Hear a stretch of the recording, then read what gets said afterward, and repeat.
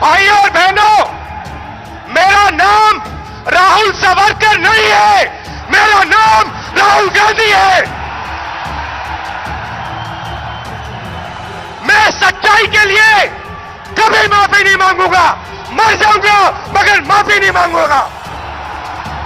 तो दोस्तों, अगर आपको भी ऐसा लगता है कि गरीबों के मोर्चे पर मोदी सरकार विफल रही है तो आप अभी इस वीडियो को लाइक कीजिए और इस लाल बटन को दबा के इस चैनल को फ्री में सब्सक्राइब करके घंटी बजाइए और कमेंट में लिखिए जय हिंद। खबर रुख करते हैं पहले खबर की तरफ। एक और बीजेपी सरकार को कोर्ट की लताड़। गांव में स्थित क्वारंटाइन सेंटरों की हालत खराब, खाना तक नहीं दे पा रही सरकार। जी हां दोस्तों, देश भर में प्रवासी मजदूरों के लौटने के बाद कोरोना मरीजों की संख्या लगातार बढ़ती जा रही है। इसके चलते राज्यों ने शुरुआत में जो तैयारियां की थी वो अब कम पड़ती नजर आ रही है। उत्तराखंड सरकार की इस कमी के पर राज्य की हाईकोर्ट ने कड़ी टिप्पणी की है। उत्तराखंड हाईकोर्ट ने कहा है कि राज्य में गाँव स्तर के क्वारंटाइन सेंटर्स की हालत दयनीय है और सरकार ठीक से इन जगहों पर खाना तक नहीं दे पा रही है। दरअसल कोर्ट ने 28 मई को एक जनहित याचिका की सुनवाई के दौरान नैनीताल, उधम सिंह नगर, हरिद्वार और देहरादून के डिस्ट्रिक्ट लीगल सर्विस अथॉरिटी के सचिवों को क्वारंटाइन सेंटर जाकर उनका हाल जानने के लिए कहा था। कोर्ट का आदेश था कि अधिकारी 3 दिन में रिपोर्ट फाइल कर दें। 2 जून को इसी मामले की सुनवाई के दौरान जस्टिस सुधांशु धुलिया और जस्टिस रविंद्र मैथानी की बेंच ने अपने आदेश में कहा, इन रिपोर्टर्स को स्टडी करने के बाद हमें समझ आ रहा है कि गांव स्तर पर जो क्वारंटाइन सेंटर बनाए गए हैं वे बाकियों से काफी बुरी हालत में हैं। गाँव में ज्यादातर क्वारंटाइन सेंटर सरकारी स्कूलों में बनाए गए हैं और रिपोर्ट के मुताबिक उनकी हालत दयनीय है।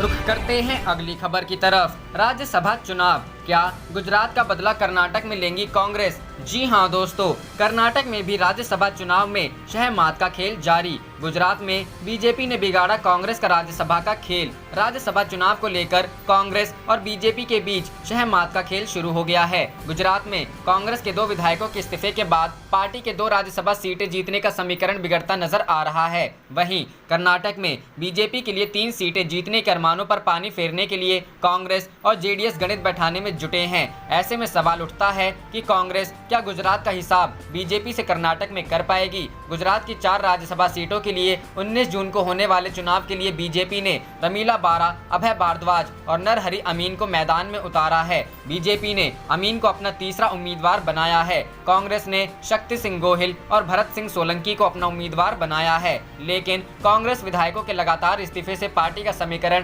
पूरी तरह से गड़बड़ा गया है। गुजरात में गुरुवार को 2 कांग्रेस विधायक अक्षय पटेल और जीतू भाई चौधरी ने अपनी विधानसभा सदस्यता से पद से इस्तीफा दे दिया है, जिसे स्पीकर ने बकायदा स्वीकार भी कर लिया है। इससे पहले भी कांग्रेस के 5 विधायक इस्तीफा दे चुके हैं। इस तरह से कांग्रेस के लिए अब दूसरी राज्यसभा सीट फंस गई है, क्योंकि राज्यसभा की एक सीट पर जीत हासिल करने के लिए 35 वोट की आवश्यकता है, जबकि कांग्रेस के पास 66 विधायक बचे हैं। वहीं बीजेपी के पास कुल 103 विधायक हैं और ऐसे में तीसरी सीट के लिए उसकी राह आसान बनती दिख रही है। गुजरात का राजनीतिक हिसाब कांग्रेस अब कर्नाटक से करने की कवायद में है। राज्य में राज्यसभा की 4 सीटों के लिए 19 जून को चुनाव होने हैं। 4 राज्यसभा सीटों में से 2 पर बीजेपी और 1 पर कांग्रेस की जीत पक्की है। जेडीएस के पास केवल 34 विधायक हैं। ऐसे में वह अपने दम पर 1 सीट को नहीं जीत सकती। ऐसे में चौथी सीट को कांग्रेस और जेडीएस मिलकर अपने नाम करना चाहती है। कर्नाटक में कांग्रेस की नज़र बीजेपी के उन विधायकों पर है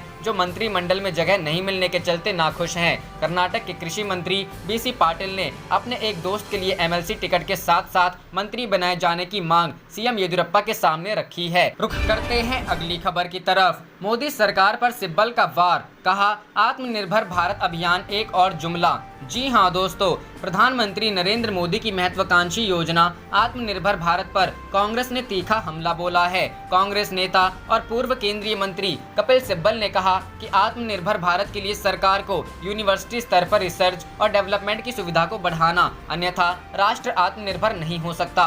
कपिल सिब्बल ने शुक्रवार को कहा कि हमारा रिसर्च और डेवलपमेंट खर्च जीडीपी का महज 0.7% है, जबकि इजराइल में 4.6%, कोरिया में 4.5%, जर्मनी में 3% और फ्रांस में 2.2% खर्च रिसर्च और डेवलपमेंट पर किया जाता है। हमें इसे और बढ़ाने की जरूरत है। पूर्व केंद्रीय मंत्री कपिल सिब्बल ने कहा कि आत्मनिर्भर भारत और कुछ नहीं बल्कि खुद को धोखा है। यह एक और जुमला है। वर्ल्ड इकोनॉमिक फोरम के विश्व प्रतिस्पर्धात्मक रैंकिंग में भारत 10 रैंक फिसल गई है। प्रमुख बहुराष्ट्रीय कंपनियों के सीईओ भारतीय मूल के हैं। हम उनके बारे में मुखर हो सकते हैं, लेकिन हमारे स्थानीय के बारे में क्या? कपिल सिब्बल ने कहा कि प्रवासी मजदूरों की दुर्दशा को सरकार नहीं देख सकती। मेक इन इंडिया के तहत मोबाइल फोन का निर्माण यहाँ नहीं किया जाता है, लेकिन असेंबल किया जाता है। सिर्फ 30% काम किया जाता है। रुख करते हैं अगली खबर की तरफ। शाहीन बाग में फिर से आंदोलन की तैयारी।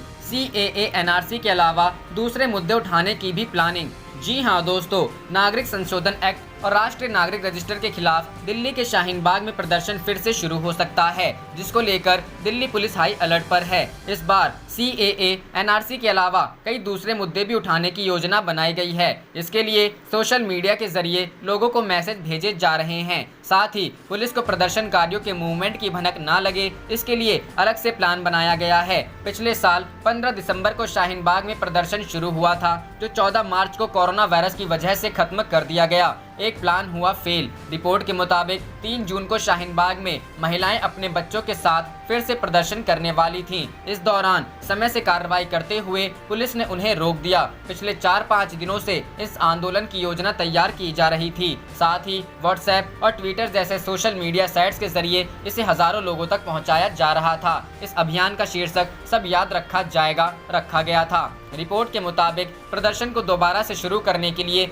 नए ट्विटर अकाउंट और व्हाट्सएप ग्रुप बनाए गए थे, ताकि पुलिस को प्रदर्शन की खबर ना मिले। कई जगहों पर बैठक, इसके अलावा शाहीन बाग और जामिया इलाके में स्थित कुछ घरों में कई दौर की बैठकें भी हुई हैं। इसी दौरान प्रदर्शन को पहले से भी बड़ा करने का प्लान बनाया गया। वहीं जो मैसेज महिलाओं को भेजा गया था, उसमें 200 संगठनों ने प्रदर्शन का आह्वान किया था। इन संगठनों के बारे में माना जाता है कि वे वामपंथी विचारधारा के हैं। उनमें से अधिकांश CPI और CPM से जुड़े हुए हैं। रुख करते हैं अगली खबर की तरफ। एटलस बंद होने पर अखिलेश बोले, बीजेपी की गलत नीतियों से एक और बंदी। जी हाँ दोस्तों, एटलस प्लांट बंद होने पर अखिलेश यादव का हमला। बोले, बेरोजगारी के दौर में गरीब अब कहां जाएंगे। देश की सबसे पुरानी साइकिल कंपनी एटलस का प्लांट बंद होने पर उत्तर प्रदेश के पूर्व मुख्यमंत्री अखिलेश यादव ने बीजेपी पर हमला बोला है। अखिलेश ने कहा कि आर्थिक मंदी की वजह से यूपी की प्रसिद्ध एटलस साइकिल कंपनी उत्पादन बंदी की खबर बेहद चिंताजनक है। उन्होंने कहा कि प्लांट बंद होने से हजारों मजदूरों के सामने जीविका का संकट खड़ा हो गया है। बेरोजगारी के इस दौर में ये गरीब अब कहां जाएंगे। बीजेपी की गलत नीतियों की वजह से अब एक और बंदी शुरू। बता दें कि विश्व साइकिल दिवस पर बुधवार को हिंदुस्तान की सबसे पुरानी साइकिल कंपनी एटलस के गाजियाबाद प्लांट पर कंपनी बंद करने का नोटिस लगा दिया गया था। वहीं मजदूरों का आरोप था कि यहां हर महीने तकरीबन 2 लाख साइकिलों का उत्पादन होता था। ऐसे में नोटिस में आर्थिक संकट कहां से आ गया। गाजियाबाद के साहिबाबाद इलाके में स्थित इस कंपनी में हरियाणा की मशहूर एटलस साइकिलें बनती थीं। रुख करते हैं अगली खबर की तरफ। तो क्या कामगारों के गुस्से से डरे हुए हैं नीतीश कुमार? जी हाँ दोस्तों, बिहार के मुख्यमंत्री नीतीश कुमार ने बुधवार को वीडियो कॉन्फ्रेंसिंग के जरिए बिहार के पंचायतों और जिला परिषद के जनप्रतिनिधियों के साथ ही राज्य के लोगों को संबोधित किया। उन्होंने जनता को कोरोना वायरस संक्रमण के दौरान सरकार द्वारा किए जा रहे कार्यों से अवगत करवाया और आगे की योजनाओं की भी जानकारी दी। सीएम नीतीश ने बताया कि आने वाले समय में राज्य के स्कूल कॉलेजों में पढ़ाई शुरू होगी और सरकार बाहर से लौटे सभी लोगों को रोजगार देगी। इस संबोधन के दौरान उन्होंने एक और बात कही जो काबिले गौर है। उन्होंने दूसरे राज्यों से लौटकर बिहार आ रहे श्रमिकों को प्रवासी श्रमिक कहे जाने पर ऐतराज जताया। नीतीश कुमार ने कहा कि जब यह देश एक है और लोग एक जगह से दूसरी जगह सेवा करने गए हैं, तो यह अच्छी बात नहीं है कि जब बिहार के बाहर से लोग वापस आए तो उन्हें प्रवासी कहा जाए। सीएम नीतीश ने इसके साथ ही कहा कि हाँ, जब वो देश के बाहर जाए तो उन्हें आप प्रवासी कह सकते हैं। उन्होंने आरोप लगाया कि जहां ये श्रमिक काम करते थे वहां उनका ध्यान नहीं रखा गया। हम ऐसी व्यवस्था कर रहे हैं कि रोजगार के लिए किसी को बिहार से ना जाना पड़े। कोई अपनी मर्जी से जाना चाहता है तो जा सकता है। सीएम नीतीश जब ये बात कह रहे थे तो लग रहा था कि श्रमिकों की नाराजगी का उन्हें एहसास है और आने वाले चुनाव को लेकर वे सशंकित भी हैं। राजनीतिक जानकार मानते हैं कि नीतीश कुमार की ये कवायद इसलिए भी है कि ये श्रमिक इस बार चुनाव में अहम रोल निभाने वाले हैं और बिहार में सियासी जीत हार का रास्ता इनके समर्थन या विरोध पर काफी निर्भर करेगा। वरिष्ठ राजनीतिक विश्लेषक प्रेम कुमार कहते हैं कि जब मजदूर पूरे देश में पैदल चल रहे थे तो सबसे पहले योगी आदित्यनाथ ने मजदूरों के इमोशंस को समझा और मदद को सबसे पहले आगे आए, लेकिन नीतीश कुमार के मन में अपने ही लोगों के प्रति कोई संवेदनशीलता नहीं दिखी।